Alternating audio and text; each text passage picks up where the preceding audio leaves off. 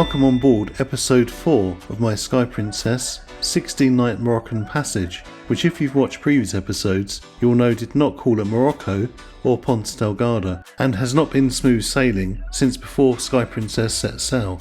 This episode features day 11, Tuesday the 22nd of March, another sea day, and day 12 in the port of Gibraltar. During the sea day, I attended an enrichment presentation with Fran Snyder, cruising through retirement and making it to the finish line, followed by a port presentation on Gibraltar. In the afternoon, another flair bartending show. There was another enrichment presentation with Fran's on the return of psychedelics, which I missed as I went to the flair bartending instead.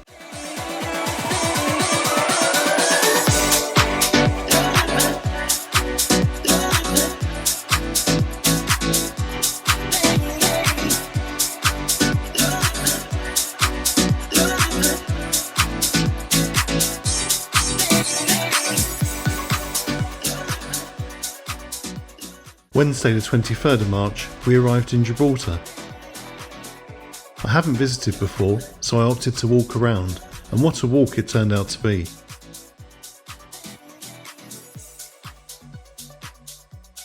As Sky Princess approached Gibraltar, it was quite windy, the pilot boat creating a wave over its bow.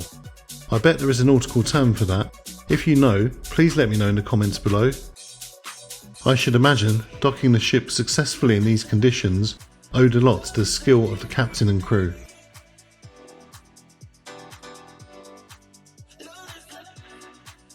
There is what appears to be a Levanta cloud over the Rock of Gibraltar.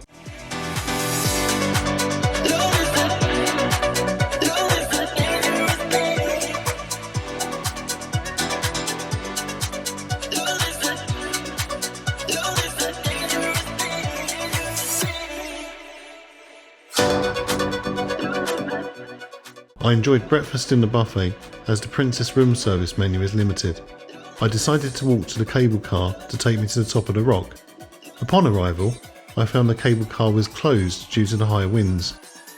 Taking advantage of the closure, touts encouraged me to spend excessive amounts of money going up the rock in one of their crowded small buses. Their description led me to believe there would be limited stops, so I decided to walk up, which the touts told me I wouldn't be able to do, as walking up independently had been banned. I still wouldn't have paid their prices even if I couldn't walk up. Of course, they were lying, and I walked all the way up. It cost £10 to get into the grounds. Very friendly and helpful security guards manned the gate where I paid. The first thing I saw was the Devil's Gap gun battery.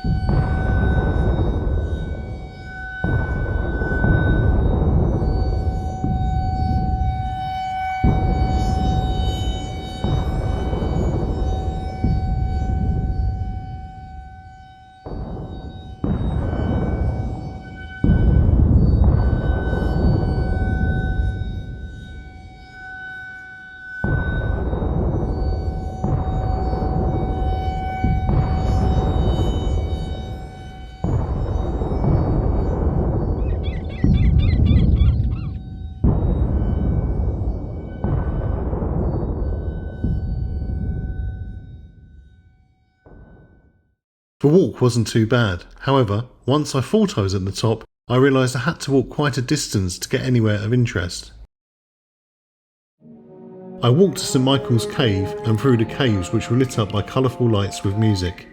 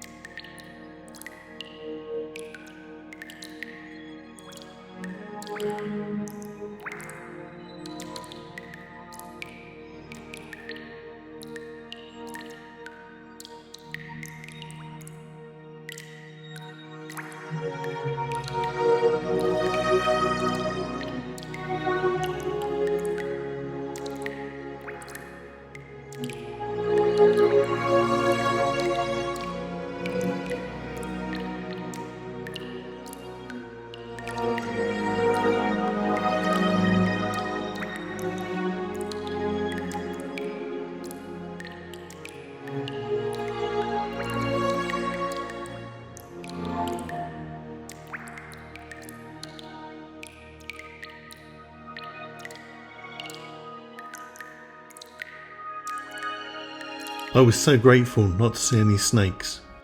Drinks from the shop here were surprisingly cheap for a tourist attraction, and I very much needed to rehydrate after my monumental climb, so I was pleased the prices were so reasonable. I walked up further still to the skywalk, 340 metres above sea level, and to put it into perspective, this is higher than the tallest point of London's The Shard. No wonder I was exhausted.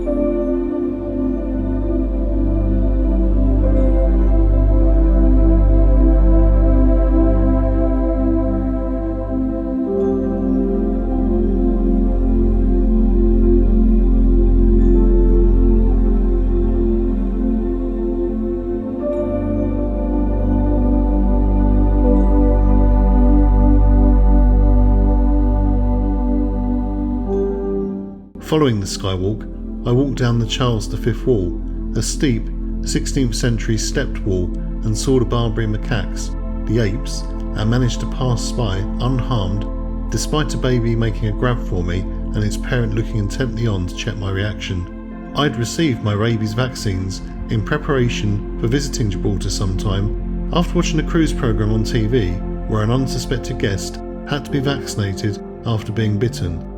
So that's another tip from me, be prepared. There is more to do at the top of the rock, which would have to wait until another time, when I have more energy to walk around. I was very pleased to descend the rock safely and find how cheap the alcohol was in town. It's even cheaper in the supermarket near the ship.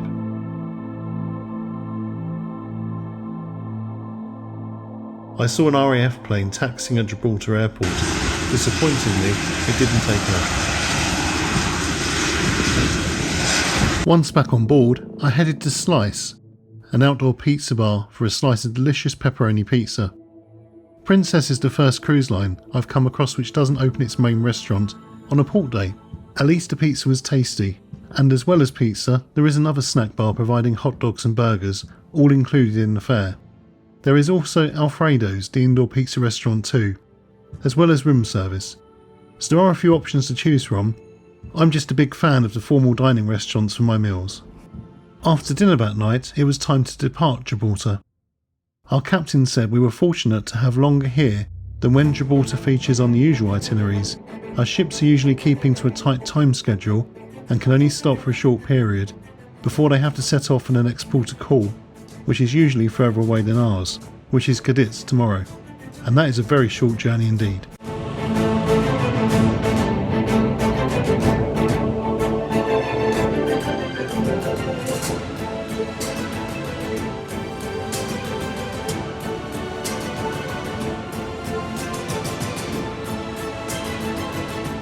I very much enjoyed my day in Gibraltar. However, I would feel the effect of that long hilly walk on my body for quite a few days to come. I need to mention the bar and restaurant staff again. These staff are working very hard, and I think they may be understaffed due to COVID. They're always friendly and helpful, and nothing is too much trouble for them. Sky Princess itself is also a beautiful ship. It has the best atrium I have seen, and I particularly like having access to the International Cafe, which, as I have a drinks package, means I can drink tea, coffee, hot chocolate and bottles of water, etc., all included within my package. I forgot to mention in episode 1 that there wasn't any bottled water on embarkation day, and also no English breakfast tea in the main restaurant at breakfast on the first morning. Fortunately, it was all on board. It just took a while for it to be distributed around the ship. Once the bottle of water was available, guests were picking up bottles from bars like water was going out of fashion. Fortunately, it did last throughout the voyage. You have heard I'm a regular attender at enrichment presentations and also the movies Under the Stars, and these are the main events I have attended whilst on board.